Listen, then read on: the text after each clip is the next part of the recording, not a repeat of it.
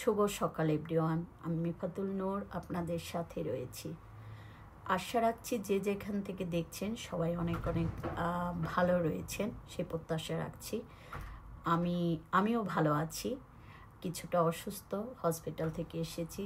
তারপরও একটি বিষয় নিয়ে আজকে ভাবলাম যে কথা বলা প্রয়োজন। সেটি হচ্ছে একজন মানুষ হিসাবে, একজন বাংলাদেশি হিসাবে আমাদের অনেক দায়বদ্ধতা রয়েছে। সেই দায়বদ্ধতার জন্যই আজকে এই সকালবেলা চলে আসলাম আপনাদের সাথে কিছু কথা বলার জন্য। গতকাল থেকে একটি বিষয় নিয়ে আসলে আমার মনে খুবই এক ধরনের চাপা ক্ষোভ, এক ধরনের কষ্ট, একদম পুরো আমার মন ছুঁয়ে গেছে এবং আমি খুবই ভারাক্রান্ত। সেজন্য ভাবলাম যে আপনাদের কাছে শেয়ার করি। আমার মনে